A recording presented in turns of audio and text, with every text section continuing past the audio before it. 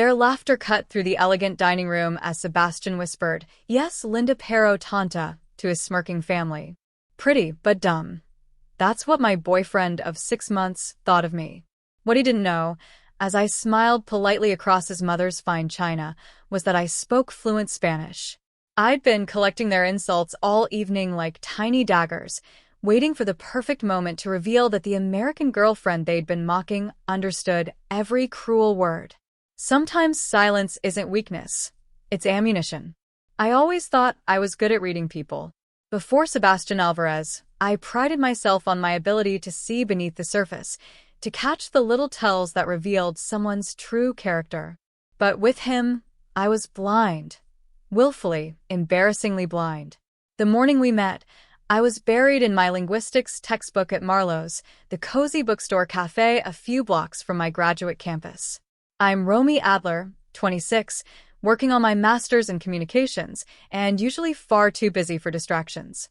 The place was packed, every table filled with students hunched over laptops or professionals having early meetings. I barely noticed when someone approached my table. "Excuse me," a voice said, warm and slightly accented. "Would you mind if I shared your table? Everywhere else is full." I looked up into the most captivating brown eyes I'd ever seen. He was tall, with perfectly styled dark hair and a smile that made my carefully constructed walls crumble instantly. "Of course," I said, moving my books to make space. "Please." "I'm Sebastian," he said, extending his hand across the table after setting down his coffee. "Romy," I replied, noticing the firmness of his grip, the expensive watch on his wrist. He nodded at my textbook. "Communications? Are you a student at Westlake?" "Graduate program," I explained. "Cross-cultural communications specifically." His eyebrows raised. "Impressive. Breaking down barriers between worlds." The way he said it, like he found me genuinely interesting, sent a flush of pleasure through me. "What about you?" I asked. "What do you do?" "Investment banking," he said, making a face that suggested he found it tedious. "But my passion is literature. South American writers especially. Marquez, Bolaño, Allende." We talked for 2 hours that morning, long after my coffee had gone cold. Sebastian Alvarez, I learned, was the son of Colombian immigrants who had built a successful financial services business. He'd been born in Bogotá but raised here since he was 5. He moved between cultures with an effortless grace I envied, quoting Colombian poets 1 minute and debating American politics the next. When he asked for my number before leaving, I gave it without hesitation. By our 3rd date, I was already falling hard. "You're different," he told me as we walked along the river after dinner, his fingers entwined with mine. "Most American girls I date are so predictable. You have depth." I should have asked what happened to those other predictable American girls. I should have noticed how he constantly drew lines between me and them, as if testing which side I might fall on. But I was too caught up in his compliments, too flattered by his attention. Sebastian was everything I thought I wanted: handsome, intelligent, ambitious, with just enough of an edge to keep me fascinated. When he spoke Spanish on calls with his family, the language sounded like music, intimate and rich with emotion I could only guess at. "You should learn Spanish," he'd tease, running his fingers through my blonde hair. "Though maybe not. It's cute when you don't understand." "I took some in high school," I'd reply with a small smile. Which wasn't exactly a lie. I just didn't mention the semester abroad in Barcelona, or the advanced conversation classes I'd continued taking through college, or how I'd kept up my practice to the point of near fluency. It hadn't seemed important to mention until later. He'd smile, showing those perfect dimples. "Mi amor, you're beautiful enough to not need it." I'd laugh, ignoring how the compliment felt backhanded, like many of his. Sebastian had a way of wrapping criticism in charm, making me constantly question if I was being too sensitive. "You're so American sometimes," he'd say when I suggested splitting the check. Or, "I love how you don't care what people think about your clothes." Each comment delivered with such affection that I'd find myself thanking him for the insult. There were other signs, of course. The coldness that would come over him during phone calls with his family, always in Spanish, always ending with laughter I couldn't understand. The way he'd check my outfit before we met his friends, suggesting small adjustments that somehow always made me feel less like myself. How he'd introduce me as my American girlfriend, like I was some exotic pet he'd acquired. My best friend Zoe noticed. We'd been roommates in college and remained close, the kind of friendship where brutal honesty was both expected and appreciated. "Are you sure about this guy?" she asked one night over wine in my apartment, her legs tucked under her on my sofa. "He seems, I don't know, like he's playing a role." "What do you mean?" I asked, defensive despite myself. "I've seen him with you, and I've seen him when he thinks no one's watching. It's like he's two different people." She took a sip of her wine. "And the way he talks about his family, like they're royalty or something, but he never wants you to meet them? It's weird, Romy. You don't know him like I do." I defended, swirling my glass. "He's just private. Different around family." She raised an eyebrow. "And that doesn't worry you? Who someone is with their family usually tells you a lot." "His family is important to him," I said. "He just wants to make sure the timing is right." 6 months isn't right timing? Zoe pressed. "Look, I'm not trying to be a jerk. I just don't want to see you get hurt." I brushed her concern off with a laugh. What did Zoe know? She hadn't seen how Sebastian looked at me when we were alone, or felt the electricity when he touched me. She didn't understand the depth of what we shared. 6 months in, I was sure I knew him better than anyone. Then came the invitation. "You should meet my family," he said one Sunday morning as we lay tangled in my sheets, sunlight streaming through the blinds I'd forgotten to close. "Big dinner next weekend. My mom's dying to see the girl who stole my heart." My stomach fluttered with both excitement and nerves. "Really? You've told them about me?" "Of course," he said, but something flashed in his eyes. Amusement? Worry? It disappeared too quickly to read. "They want to meet the American girl I can't stop talking about." I sat up, suddenly wide awake. "Wow. That's great. I'd love to meet them. They'll love you," he said, but there was something in his tone that didn't quite match his words. "Just be yourself." "Well, maybe a slightly more conservative version of yourself." I laughed, thinking he was joking. He wasn't. Over the next few days, Sebastian kept bringing up the dinner, making it sound less like a casual family gathering and more like some kind of test I was in danger of failing. "Just smile and be polite," he reminded me more than once. "My mother can be traditional, and my sister Camila is, well, she's protective of me. Just follow my lead, and you'll be fine." By the time the dinner was 3 days away, I'd worked myself into such a state of anxiety that I went shopping for a new outfit, discarding option after option as too casual, too revealing, too American. I finally settled on a conservative yet elegant navy dress that hit just below the knee, with a modest neckline and 3/4 sleeves. I practiced basic Spanish phrases in the mirror, rehearsing until my pronunciation seemed passable.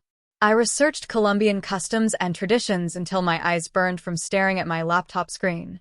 "You're overthinking this," Zoe said when I called her in a panic the night before. "It's dinner, not a UN summit." "His family is important to him," I insisted, pacing my apartment. "I want them to like me." There was a pause on the line. "Romy, you sure you know this guy? I mean, really know him?" I laughed off her concern. "Of course I do. We've been together 6 months.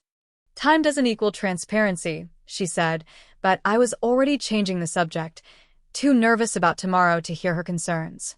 Saturday evening arrived with perfect early summer weather, warm with a gentle breeze that carried the scent of jasmine from somewhere nearby. Sebastian picked me up in his sleek black Audi, whistling appreciatively when I opened my door. "You look beautiful," he said, kissing my cheek. "Very appropriate." The word landed awkwardly, but I smiled through it. "Thank you. I want to make a good impression." The drive to his parents' home took us through increasingly affluent neighborhoods until we turned onto a private drive lined with mature oak trees. The Alvarez home was a large stucco house in the hills, surrounded by carefully manicured gardens that must have required a full-time staff to maintain. The moment Sebastian pulled into the circular driveway, my mouth went dry. This wasn't just a family home. It was a statement of success, of permanence. Ready. Sebastian squeezed my hand, but the pressure felt like a warning, not comfort. The front door opened before we reached it. A woman who could only be Sebastian's mother emerged, elegant in a silk blouse and tailored pants, her hair in a perfect chignon, her smile wide but not reaching her eyes. Bienvenido, Romy. She pulled me into a tight hug that smelled of expensive perfume. We've heard so much about you. Behind her stood Sebastian's father, tall, stern, with the same dark eyes as his son but none of the warmth, and a young woman who had to be his sister, Camila. She was stunning, with sharp cheekbones and a cool appraisal that made me feel instantly inadequate. It's lovely to meet you all, I said, hoping my voice didn't betray my nerves. Thank you for having me. Our pleasure, his father said, his English perfect but formal. Sebastian speaks very highly of you. The house inside was overwhelming and elegant, filled with family photos in silver frames, religious icons displayed in glass cases, and artwork that looked valuable enough to require special insurance. Everything was immaculate, not a cushion out of place. As Sebastian gave me a tour, showing off the formal living room, the study lined with leather-bound books, the sunroom that overlooked the garden, I noticed something odd. The glances exchanged between him and Camila. The way his mother's smile stiffened when I admired a painting. The laughter that happened just after I'd speak. It was subtle, like catching movement from the corner of your eye, but it was there. Your home is beautiful, I said to his mother as we moved toward the dining room. Gracias, she replied, giving Sebastian a look I couldn't quite interpret. We like nice things. I felt the first real chill of the evening. Something was off. I just couldn't put my finger on what. The dining room was as intimidating as the rest of the house, a long mahogany table set with china that looked too delicate to eat from, crystal glasses that caught the light from an elaborate chandelier, and fresh flowers arranged with professional precision. A woman in a black and white uniform was quietly placing the final touches on the table. Sit here, next to Sebastian, his mother directed, pointing to a chair that put me directly across from Camila. I smiled gratefully, smoothing my dress as I sat. From the moment we sat down, Sebastian slid seamlessly into Spanish with his family. I kept my expression neutral, pretending to understand nothing beyond the most basic phrases. Mama, el vino que trajimos, Sebastian said, handing his mother the bottle we'd brought. She examined the label and gave a small shrug. Americano, she said with a note of disappointment. I pretended not to notice, keeping my smile fixed as I glanced around the table. Sebastian's father was watching me with detached curiosity, like I was an unusual specimen in a lab. Gracias por invitarme a su casa, I said carefully, using one of the phrases I'd practiced. Thank you for inviting me to your home. There was a beat of silence, then a ripple of what sounded like suppressed laughter. Sebastian's mother recovered first. De nada, she replied, exchanging a glance with Camila. Our home is your home. The maid appeared with the first course, a soup I didn't recognize but that smelled amazing. I complimented it, genuinely impressed. La sopa está deliciosa, I said, thinking my Spanish sounded decent enough. Ella parece una niñita barata de Instagram, Camila murmured to Sebastian, not even bothering to lower her voice. She looks like a cheap Instagram girl. I kept my spoon moving steadily to my mouth, pretending I hadn't understood. My cheeks burned, but I didn't let my smile falter. Sebastian laughed, not the laugh I knew, but something harder, meaner. Es linda pero tonta. She's pretty but dumb. His mother snorted delicately. I gripped my napkin under the table, twisting the fabric between my fingers until my knuckles turned white. The soup bowls were cleared, and a fish course followed. I complimented that too, determined to be the perfect guest even as the knot in my stomach tightened. I'd learned Spanish in high school, then got fluent during my semester in Barcelona. I'd kept it up with conversation groups and online classes, enjoying the secret skill, the window into another world. I'd never told Sebastian. It had never seemed important until now. As the meal progressed, I began counting their insults. My laugh. Molesta. Annoying. My clothes. Como una camarera americana. Like an American waitress. My conversation? Sin profundidad. Without depth. Each barb landed like a tiny dart, barely visible but stinging all the same. I kept smiling, kept eating tiny bites of each immaculately prepared dish, kept nodding as if I understood nothing. She's very blonde, isn't she? Sebastian's father said in English, addressing his son while looking directly at me. Dad likes to tease, Sebastian told me, patting my hand. Then, in Spanish to his father, she's not as vacant as she looks. More laughter. I took a sip of wine, wondering if they could see my hand trembling. The worst moment came when his father asked in Spanish if I was the one. Sebastian chuckled and shook his head. She's a good filler until I go back to Colombia, he replied, as casually as if discussing the weather. My stomach turned, but I didn't react. I made polite conversation with his sister, who responded curtly while glaring at my wine glass. I was on my second, and apparently that was one too many for proper company. So, Romy, Sebastian's mother said in English as dessert arrived, a delicate flan with espresso. Sebastian tells us you're in graduate school? Yes, I said, grateful for the chance to speak English again. I'm getting my master's in communications. How practical, she replied, in a tone that suggested it was anything but. And how did you two meet? She continued, stirring her coffee. Sebastian is usually so selective. I recited the bookstore story with a smile, aware that as I spoke, Sebastian was murmuring something in Spanish to Camila that made her smirk. Such a romantic, his mother said when I finished. Don't you think, honey? She directed this at Sebastian's father, who merely grunted. Romy doesn't need romance, Sebastian said, squeezing my shoulder. She's very, what's the word? Accommodating. The double meaning wasn't lost on his family, who exchanged knowing looks. I smiled wider than ever, because I had a plan now, and I wasn't going to let them see it coming. The dinner continued, each course more elaborate than the last. The main dish was a tender beef that melted in my mouth, served with tiny roasted potatoes and vegetables I couldn't identify. I ate mechanically, tasting nothing, every sense focused on the conversation happening around me. Sebastian tells us you grew up in Vermont. His father asked, his English precise and formal. Yes, in Burlington, I replied. My father is a professor of environmental science there. Academia, he said with a slight smile. Very idealistic. Papa fue profesor antes de entrar en finanzas, Sebastian said Tomé. Dad was a professor before he went into finance. I nodded as if this was new information, watching his father's expression soften slightly when discussing his past. It was the first genuine emotion I'd seen from him all evening. Did you enjoy teaching? I asked him directly. Very much, he replied, seeming surprised by my interest. But academia doesn't pay for houses like this. He gestured around him with his wine glass. No siempre se trata de dinero, Camila said, shooting her father a look. It's not always about money. Fácil decirlo cuando tienes mucho, Sebastian replied. Easy to say when you have plenty. The family dynamic was becoming clearer. Sebastian's father was the practical one, driven by success and status. His mother was the guardian of propriety and tradition. Camila seemed to be the rebel, though her rebellion appeared to be strictly within acceptable boundaries. And Sebastian?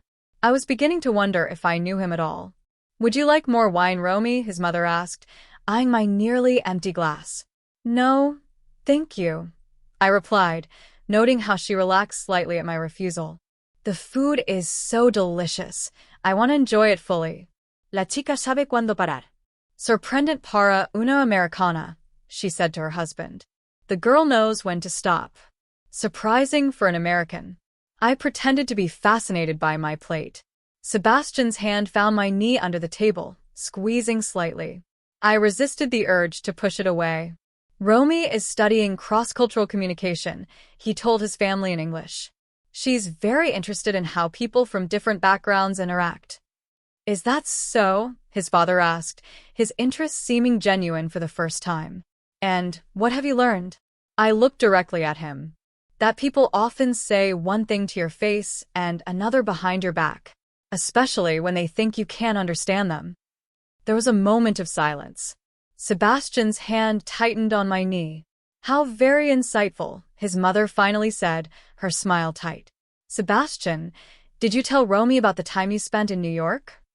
The subject changed smoothly. The moment of tension passed.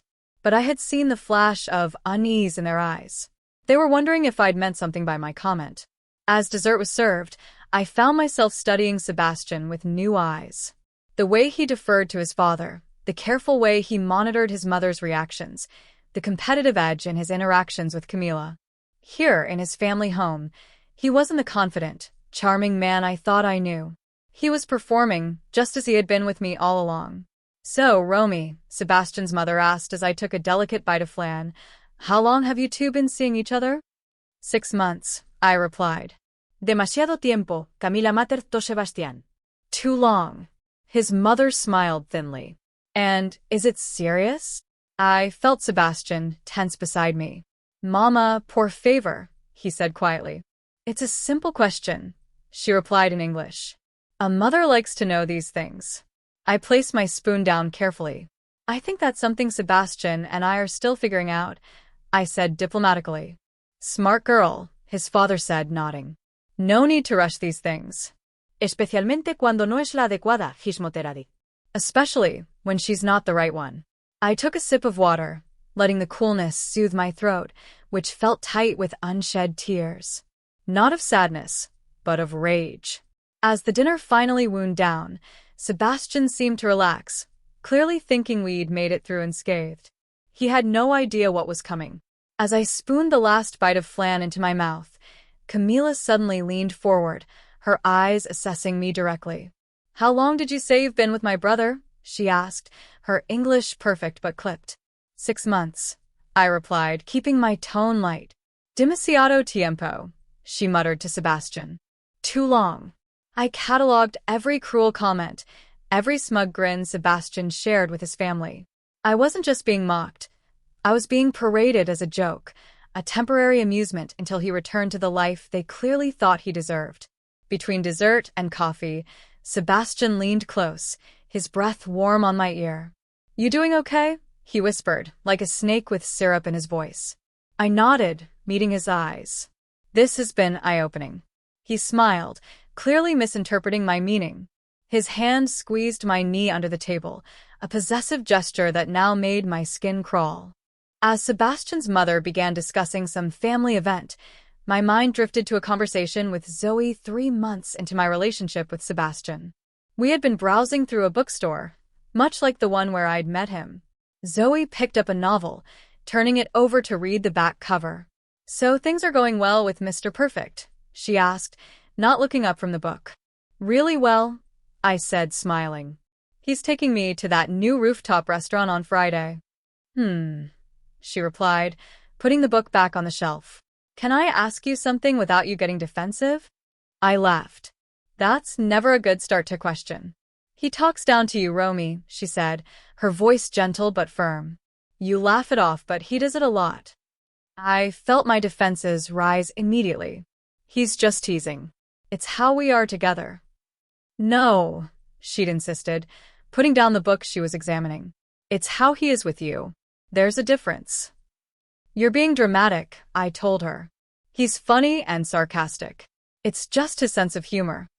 If you say so, she replied, but her expression remained concerned. Just pay attention to how he makes you feel. Not just when things are good, but after you've spent time with him. If you feel smaller instead of bigger, that's not love. Another memory surfaced, a party at his friend Miguel's apartment about 4 months into our relationship. Sebastian had his arms slung around my shoulders, 3 drinks in and louder than usual. My American trophy, he'd announced to the room, kissing my temple. Everyone laughed, and I laughed too, thinking he was being playful. Now, I understood. I'd never been a partner to him. I'd been a novelty, an exotic diversion, something to show off and then discard. I watched his parents carefully throughout the dessert course. His mother clearly saw me as beneath them, an unfortunate phase her son was going through. His father looked disinterested, almost amused by my presence, like I was some entertainment provided for the evening. When Sebastian's mother asked if I'd traveled much, I deliberately dumbed down my response. Just Florida for spring break, I said, though I'd actually backpacked through Europe for 6 months after college. Americans, his father muttered in Spanish to Camila. Their idea of culture is Disney World. I nodded eagerly, as if I thought they were agreeing with me. Their smugness was palpable, and somehow, feeding it made my planned revelation feel all the more satisfying. The maid brought coffee in delicate china cups. I watched as Sebastian's mother directed her in rapid Spanish, her tone imperious. The young woman, probably not much older than me, kept her eyes down, her movements efficient. I wondered how many times she'd been mocked in this same dining room after serving guests like me. Cream or sugar? Sebastian's mother asked me in English. Just black, thank you, I replied. Como su alma, Camila murmured. Black like her soul. Sebastian snorted, trying to disguise it as a cough. I took a careful sip of the bitter coffee, savoring the burn on my tongue. Sebastian told a joke in Spanish about gringas and white bread that made them all erupt in laughter. I smiled blankly, as if I hadn't heard the punchline that compared American women to bread, pale, soft, and with no flavor. The evening was winding down. Sebastian's father had poured himself another brandy, and his mother was discussing some charity gala they would be attending next weekend. I hope you stay sweet, Romy, his mother said, reaching across to pat my hand. Don't try too hard. It's unbecoming. The condescension in her voice was unmistakable. I just nodded, allowing a flicker of confusion to cross my face, as if I wasn't quite sure what she meant. As the maid cleared the dessert plates, I caught Sebastian's father's eye. Gracias por la cena, I said softly, making sure my pronunciation was perfect. Thank you for the dinner. He froze, coffee cup halfway to his lips. Sebastian looked at me sharply, eyes narrowing. Camila's mouth opened slightly. I just smiled, the same placid smile I'd worn all evening. But inside, I felt something shift, the balance of power tilting ever so slightly in my direction. The storm was gathering, and I was ready to let it break. As Sebastian's father set down his cup with a sharp clink against the saucer, the silence in the room became charged. His mother's smile had faltered, and Camila was sitting straighter in her chair, suddenly alert. Perdón? Sebastian's father said, his voice careful. I maintained my innocent expression.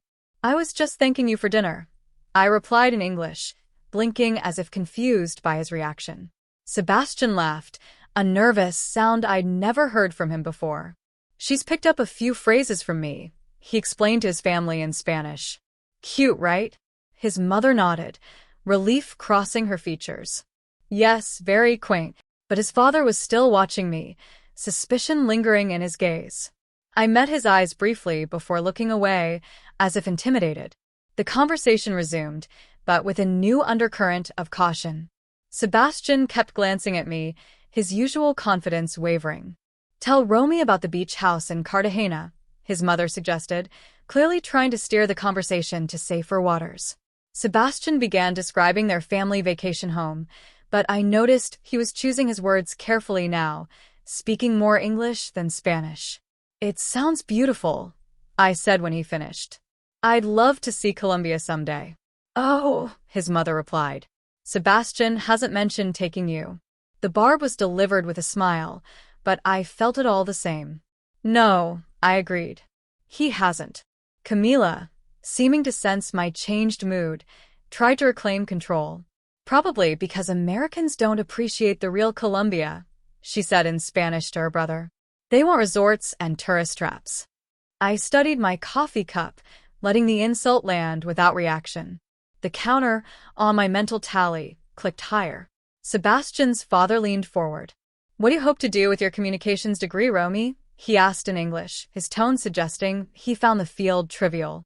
I'm specializing in cross-cultural communications, I replied. There's so much misunderstanding that happens between people who speak different languages. For a moment, I thought I'd given too much away. Sebastian's expression flickered, but then he relaxed, apparently deciding I was speaking generally. Language barriers can be challenging, his mother agreed, with a pointed look at her son. Sometimes they're convenient, I said mildly. People often say things they wouldn't if they thought everyone understood. The table went quiet again. I took a sip of my coffee, savoring the tension I'd created. Sebastian cleared his throat. Maybe we should go soon, he suggested. Romy has an early class tomorrow. I didn't, but I nodded agreement. It's been such an interesting evening. As we prepared to leave, Sebastian's mother pulled him aside, whispering furiously in Spanish. I caught fragments, not serious and temporary among them. His father approached me while Sebastian was distracted. You've been quiet tonight, he observed. I've been listening, I replied. Something in my tone made him study me more carefully. Yes, he said slowly. I imagine you have. Sebastian returned, slipping his arm around my waist. Ready, mi amor? The endearment that once made my heart flutter now turned my stomach. I nodded, saying my goodbyes to his family with perfect politeness. As we walked to the car, Sebastian seemed relieved. That went well, he said, squeezing my shoulder. They liked you. I didn't answer immediately, watching the house recede in the side mirror as we drove away. The perfect facade, both his and mine, was about to shatter. Did they? I finally asked. I got a different impression. Sebastian frowned slightly. What do you mean? I looked out the window at the passing streetlights, each one illuminating my face for a moment before darkness returned. Just that people aren't always what they seem, I said quietly. He laughed, but it sounded hollow. You're overthinking, Romy. Everything's fine. I nodded, letting him believe that, for now, the confrontation could wait until we weren't in a moving vehicle. But it was coming. The storm clouds had gathered, dark and heavy with 6 months of lies and mockery. And I was finally ready to let the rain fall. The ride back to my apartment was tense. Sebastian kept glancing at me, his usual confidence replaced by something I'd never seen in him before, uncertainty. You're quiet, he said, turning down the radio. Did something happen? I watched the streetlights flash by, each one illuminating his perfect profile for a split second before returning him to shadow. 6 months of lies. 6 months of thinking I was the lucky one. I was just thinking about your family, I said carefully. They loved you, he insisted, reaching for my hand. I let him take it, though his touch now felt foreign. My mother said you were charming. Did she? I asked. In English or Spanish? He laughed, but it sounded forced. What does that matter? Just curious. We rode in silence for another mile before he tried again. Look, I know my family can be a bit intense, but they mean well. I nodded, not trusting myself to speak. The anger I'd been suppressing all evening was building, a pressure behind my ribs that threatened to explode. I focused on my breathing, on the plan taking shape in my mind. Want to come up? I asked when he pulled up to my building. For coffee. Relief washed over his face. Sure. I'd like that. My apartment was small but cozy, filled with books and photos and the little treasures I'd collected during my travels. Sebastian had always treated it like a quaint curiosity, so different from his sleek downtown condo with its minimalist furniture and stark white walls. I put water on to boil while Sebastian made himself comfortable on my sofa, scrolling through his phone. A text chimed, and he smiled at the screen. Your sister? I asked, leaning against the kitchen counter. Yeah, he replied, typing a response. She wants to know if you survived the Inquisition. What are you telling her? That you were perfect, he said, setting his phone down. The perfect American girlfriend. I walked over slowly, sitting on the coffee table directly across from him. Our knees almost touched. Can I ask you something, Sebastian? He leaned forward, taking my hands. Of course, mi amor. Anything. What does "yes, Linda pero tonta" mean? The color drained from his face. His hands went slack in mine. What? Orninita barata de Instagram? I'm particularly interested in that one. Sebastian's eyes widened. Romy, Or how about she's a good filler until I go back to Colombia? That was my personal favorite. The silence in my apartment was deafening. I could hear the water beginning to boil in the kitchen, the tick of the clock on my wall, the blood rushing in my ears. "Wait, you speak Spanish?" Sebastian finally managed, his voice barely above a whisper. I withdrew my hands from his. "Oh, fluently," I said. "Since I was 16. It's really helped tonight." He stood abruptly, running his hand through his hair. "Why didn't you tell me?" "Why didn't you tell me I was just a temporary amusement?" I countered, remaining seated. "Why didn't you tell me your family would mock and humiliate me at dinner?" "It wasn't like that," he started, but I cut him off. "It was exactly like that," I said, my voice steady despite the rage churning inside me. "You brought me there to be laughed at, to prove something to your family, that you could bag the dumb blonde American girl." "Romy, please."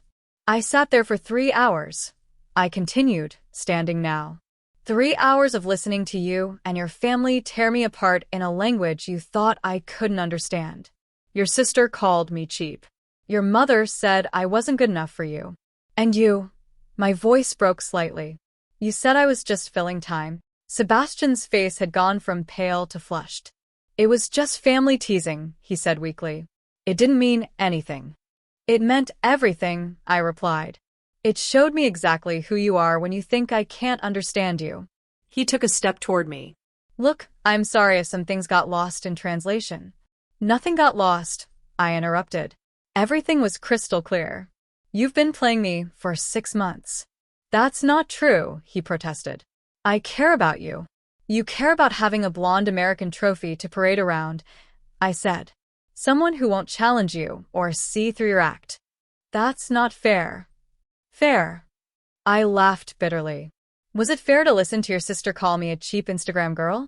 Was it fair when you agreed that I was pretty but dumb? Was any of tonight fair, Sebastian?" He had the decency to look ashamed. "My family is complicated," he said. "You don't understand the pressure." "I understand perfectly," I cut in. "I understand that you're a coward who can't stand up to his family. I understand that you've been living a double life, the charming boyfriend with me, and the sneering son with them." "It's not that simple," he argued, desperation creeping into his voice. "Yes, tonight was bad, but my feelings for you are real." "Which feelings?" I asked. "The ones you express in English to my face, or the ones you share in Spanish behind my back." Sebastian sank back onto the sofa, head in his hands. "I've made a terrible mistake," he said. "I never thought you'd understand." "That's the problem, isn't it?" I said quietly. "You never thought I'd understand. You never thought I had depth or intelligence or the capacity to see through you." "That's not true," he insisted, looking up at me with pleading eyes. "Let me explain." "I think you've explained enough," I said, walking to the door and opening it. "We're done, Sebastian. Lose my number. You're fluent in lies, but I don't translate those anymore." He stood slowly, disbelief written across his face. "You're breaking up with me?" "Just like that." "Just like that," I confirmed. "Though I'd say you broke us long before tonight."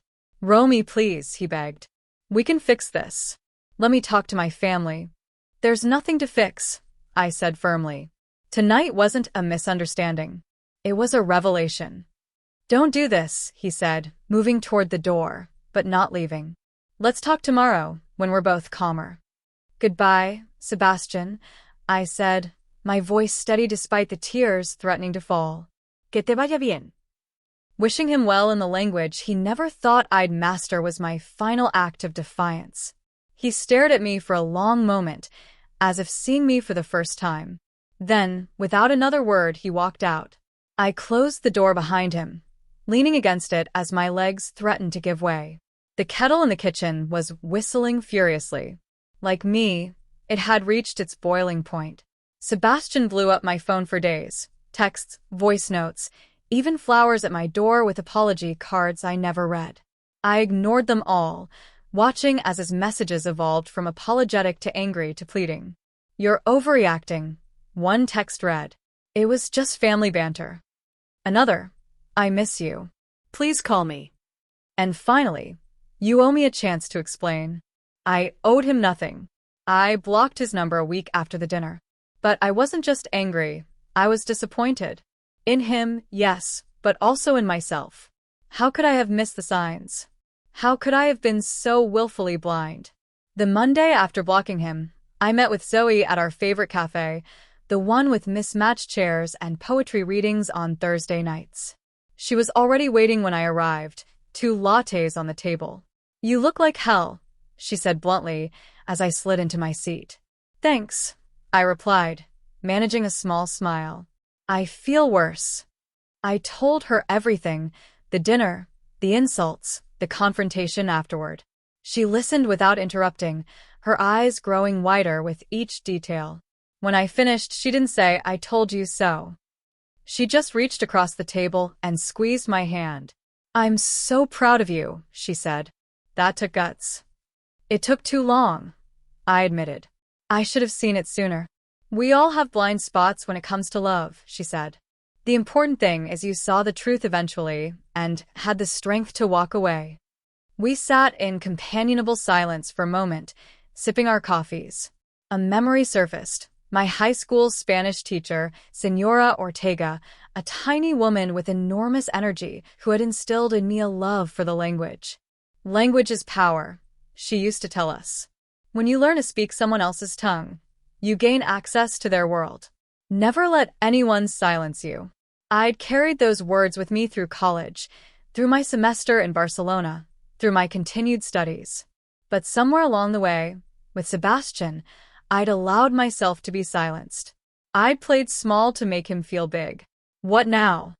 Zoe asked, interrupting my thoughts. "Now I pick up the pieces," I said, "and make sure I never ignore red flags again." That night, I sat on my bedroom floor and journaled everything that had happened, not to wallow, but to remember. To create a record of the signs I'd missed, the compromises I'd made, the times I'd felt diminished but had rationalized away my feelings. Not to punish myself, but to ensure I never lowered my standards again. 3 days later, a direct message appeared on my Instagram from Camila, Sebastian's sister. I almost deleted it without reading, but curiosity won out. "I didn't know you understood," it read. "I'm sorry for laughing. What we did was cruel." I stared at the message for a long time, my finger hovering over the reply button. In the end, I closed the app without responding. Her apology wasn't for me, it was to ease her own conscience. I didn't owe her absolution. The following weekend, I was organizing photos on my laptop when I came across a video I'd taken of Sebastian months ago. We'd been at a restaurant, and he was telling a story about a server at another table who had a thick Eastern European accent. In the video, he was mimicking the man's speech pattern, exaggerating it for laughs. I hadn't noticed it then, how cruel the imitation was, how the humor relied entirely on mockery. Now it made me sick. I deleted the video, along with every picture of Sebastian on my phone and social media. It felt like cleaning house, like removing a toxin from my system. The next week, I forced myself to go out. Not to a bar or club where the goal was to meet someone new, I wasn't ready for that, but to a salsa bar downtown that offered dance lessons on Wednesday nights. I went alone, ignoring the flutter of anxiety in my stomach as I entered the crowded space. For 2 hours, I danced. I laughed when I stumbled, accepted guidance from the instructor, and felt the music move through me like a cleansing wave. I wasn't performing for anyone. I wasn't trying to be perfect. I was just being. As I walked home that night, I realized I was reconnecting with the version of myself that existed before Sebastian, the woman who didn't apologize for taking up space, who found joy in learning and growing, who didn't need anyone's approval to feel worthy. 2 weeks after the dinner from hell, I received an email that made me pause. A bilingual copywriting agency was offering me a position, Spanish fluency required. It was the job I'd applied for months ago, but had almost forgotten about in the chaos of my personal life. I sat at my kitchen table, staring at the offer letter. Full circle, I whispered to myself, a smile spreading across my face. That night, I called my parents to share the news. They were thrilled, especially my father, who had always encouraged my language studies. "I'm proud of you, kiddo," he said. "Not just for the job. Zoe told us about what happened with that guy." I groaned. "She shouldn't have." "She was worried about you," my mother chimed in. And she wanted us to know how strong you were being. I don't feel strong, I admitted. I feel foolish. Recognizing when someone isn't treating you right and walking away, that takes strength, my father said. A lot of people never get there. After we hung up, I sat on my balcony watching the city lights, feeling something settle inside me. I wasn't broken, Just bruised. and sometimes bruises remind you of the fights worth walking away from. A month later, I heard through mutual friends that Sebastian had moved back to Colombia. Apparently, his father had connections at a prestigious financial firm in Bogotá, and a position had suddenly become available. I felt nothing at the news. Just relief that I wouldn't have to worry about running into him around town. Life settled into a new rhythm. I started my job at the copywriting agency, using my Spanish daily to bridge worlds between clients and consumers. On weekends, I began teaching beginner Spanish classes at a community center downtown, mostly to young girls whose parents wanted them to have an edge in an increasingly global world. Why do you want to learn Spanish? I asked my students on the first day. My mom says it will help me get a job someday. One girl replied. I want to understand the lyrics to Bad Bunny songs, said another, making the class laugh. I want to travel the world and talk to everyone, said a shy girl in the back, her eyes bright with possibility. That was the answer that resonated with me. Language as connection, as a door to new experiences and understandings. I made it my mission to not just teach them vocabulary and grammar, but to give them the confidence my teacher had given me, to speak up, to make mistakes, to find their voice in another language. 3 months after the disastrous dinner, I wrote an anonymous piece about my experience titled, Language and Love, what I learned when my boyfriend didn't know I understood his insults. I submitted it to an online publication on a whim, not expecting much. It went viral on Medium within days. Comments poured in from people sharing similar stories, of partners who belittled them in other languages, of in-laws who thought their cultural differences gave them license to be cruel, of the moment they finally stood up for themselves. Your story made me realize I deserve better, one comment read. I left him yesterday. I hadn't written the piece for validation or revenge. I'd written it to process my experience, to transform it from something that happened to me into something I could control. But knowing it had helped others made the pain worthwhile in a way I hadn't anticipated. To celebrate the success of the article and my new job, Zoe and I planned a trip to Costa Rica, a place I'd always wanted to visit but had put off because Sebastian had insisted we save for a trip to Colombia instead. The irony wasn't lost on me. For 10 days, we hiked through rainforests, lounged on beaches, and explored local markets. I negotiated everything in Spanish, haggling with vendors, chatting with our tour guides, ordering food in tiny local restaurants far from the tourist paths. It felt like a quiet reclaiming of something that had been tainted by my relationship with Sebastian. On our last night, we went to a beach cafe where locals gathered to watch the sunset. The air was heavy with salt and promise, the sky a riot of pink and orange as the sun sank into the Pacific. I was sipping a cold beer when a man approached our table. He was tall with sun-streaked hair and an easy smile. Mind if I join you? He asked in English tinged with a slight accent I couldn't place. I'm Mateo. I own this place. Zoe kicked me under the table, her eyes wide with encouragement. I nodded, and Mateo pulled up a chair. We talked as the sky darkened and stars emerged. He was Costa Rican but had spent years in Australia, which explained the unusual accent. He was intelligent, funny, and most importantly, he listened. Really listened, without interrupting or one-upping or dismissing. What brings you to Costa Rica? He asked.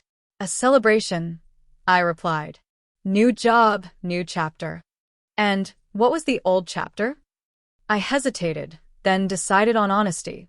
A relationship that wasn't what I thought it was. He nodded, understanding in his eyes. Those can be the hardest to leave. But the most necessary, I added. As the night progressed, Zoe made an excuse about being tired and headed back to our hotel, shooting me a not-so-subtle thumbs up as she left. Mateo and I continued talking, moving from casual conversation to deeper topics, his dreams of expanding his cafe into a cultural center, my passion for using language to connect people. Do you speak Spanish? he asked, switching to the language seamlessly. Fluently, I replied in kind. That's refreshing, he said. Most tourists don't bother. I believe in meeting people where they are, I told him. Language is the first step.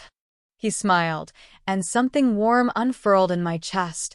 Not the desperate, consuming attraction I'd felt with Sebastian, but something quieter and more substantial. Can I ask you something personal? I said as he walked me back to my hotel later. Of course. Do you ever make fun of your date in a language she might not understand? He laughed, the sound genuine and warm. Only if I want to get slapped. Why would anyone do that? You'd be surprised, I said softly. He stopped walking, turning to face me. Someone did that to you? I nodded. And you understood? Every word. He whistled low. I bet that didn't end well for them. It ended exactly as it should have, I replied. We reached my hotel, and Mateo wrote his number on a napkin from his cafe. If you're ever back in Costa Rica, he said, handing it to me. Or if you just want to practice your Spanish. I took it, our fingers brushing. Thank you for a lovely evening. Thank you for sharing your story, he replied. Not everyone has the courage to walk away from something that diminishes them. I watched him leave, the napkin with his number clutched in my hand.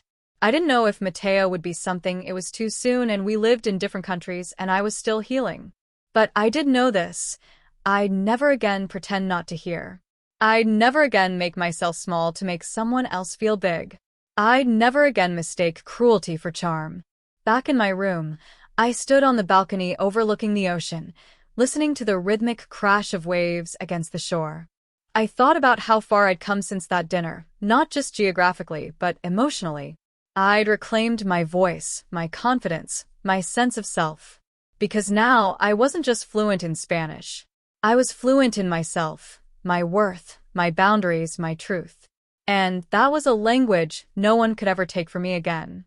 The morning of our departure, as we waited for the shuttle to the airport, I received a text from Mateo. Safe travels. The cafe will be here when you're ready to return. Ismail, typing a simple response. Gracias por escucharme. Thank you for listening. Because in the end, that's what we all want, to be heard, to be understood, to be valued for exactly who we are. Not despite our differences, but because of them. Not as temporary amusements, but as equal partners in the complex, beautiful dance of human connection. I boarded the plane with Zoe, ready to return home. Not to the place I'd been, but to the woman I'd become. Strong. Certain. Fluent in the language of self-respect. And for the first time in a long time, I wasn't translating myself for anyone. Have you ever pretended not to understand something, only to realize your silence taught you everything you needed to know? If this story resonated with you, like and subscribe for more tales of women who turn underestimation into their greatest power.